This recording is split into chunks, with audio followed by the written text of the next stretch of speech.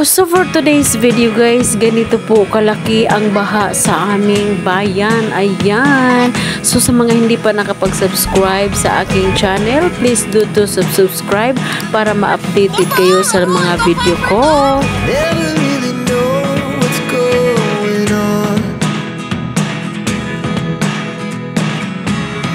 Look at me sometimes like all you want to do is run.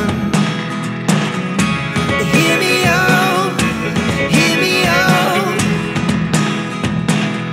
If all the things you never show,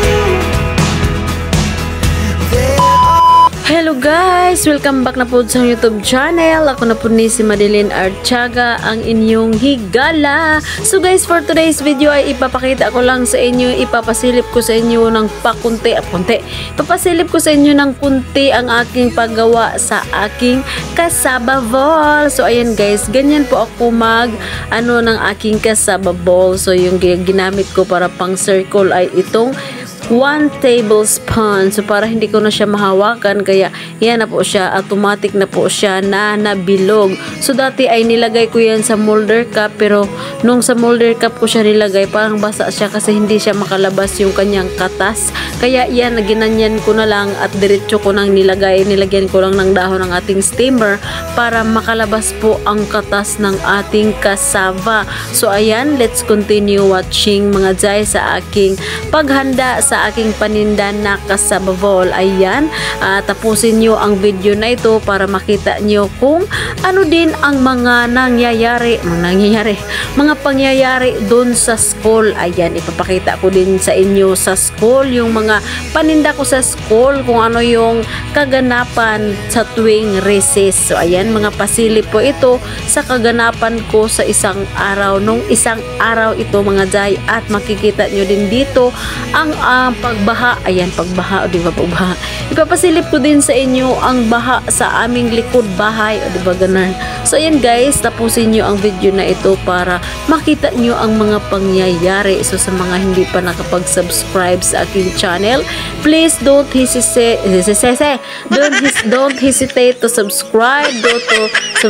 Para magiging updated kayo lagi sa mga bago kong video. Ayan, pero for now, ayan, just continue watching sa aking ginagawa for today. Ayan, gabi pa yan mga jay. O nakita nyo, madilim pa kasi madaling araw pala yan guys. It's 2:30 AM. Ayan, 2:30 ng madaling araw. Kaya ganyan ang kulay ng ating video kasi nga madilim. So ayan, nung ayan na, ganyan na siya. Tapos na yan at ito na, luto na. O diba, diretsahan na tayo. Wala nang patumpik-tumpik pa. Luto na ang ating cassava ball at maya-maya ay papakita ko na sa inyo ang ginagawa ko doon sa school sa tuwing recess.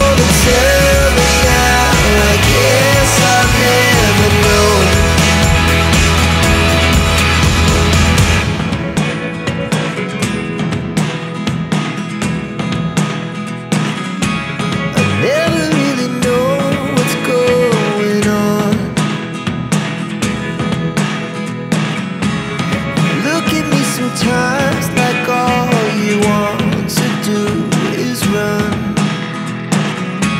Hear me out, hear me out.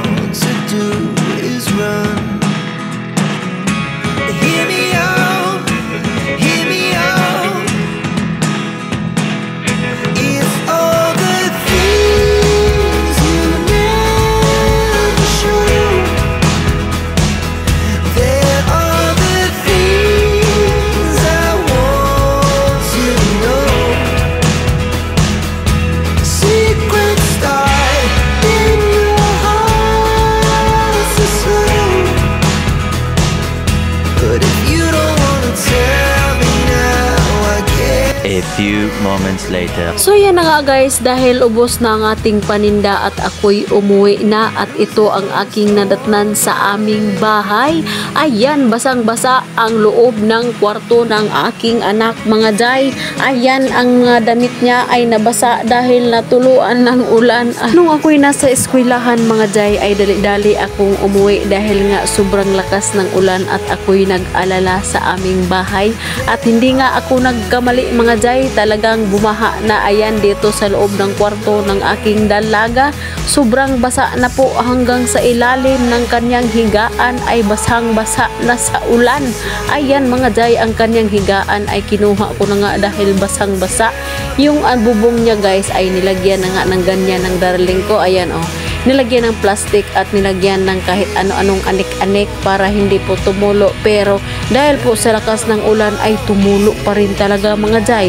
Hindi na napigilan sa kanyang nilagay na mga anik-anik sa butas. Ayan na talagang basang-basa na dito mga jay. Ayan, pati yung higaan namin dito ay basa na din. Ayan ang mga higaan, isa lang higaan. Ang higaan at ang dito sa taas ay nawala na yung bubong.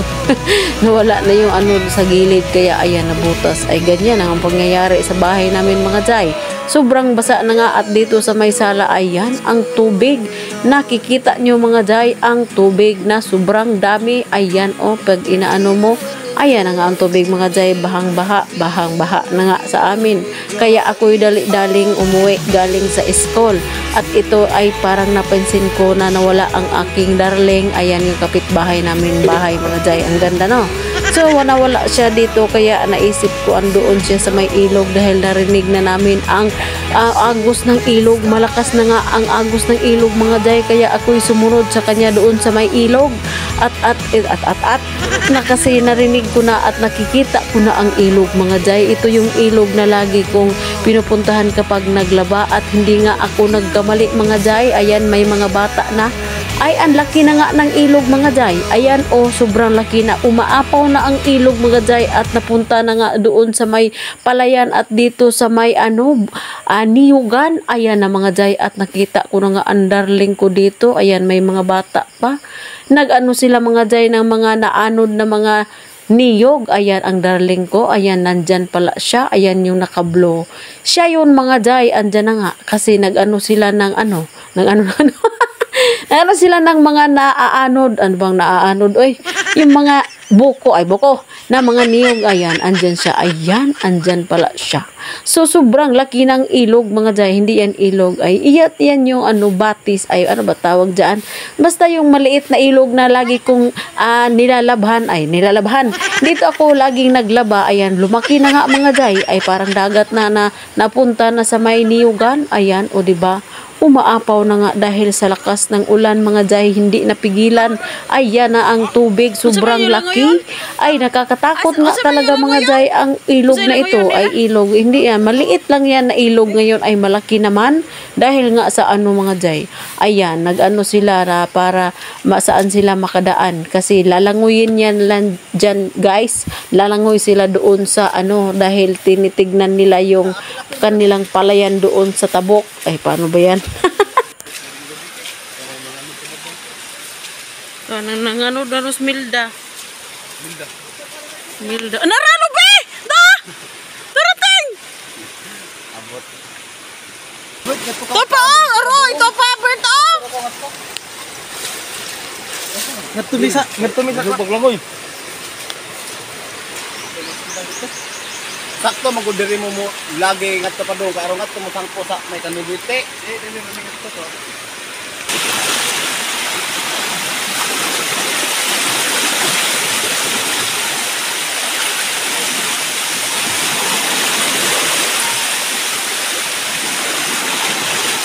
So yan lang guys for today's video. Tingnan nyo yung bahay sa guys. Ayan naabutan talaga siya ng baha. So yan lang guys for today's video. Thank you for watching and don't forget to like, subscribe, and click the bell button para ma-notify kayo sa mga susunod kong video. Bye bye guys and God bless everyone. Ang laki ng baha.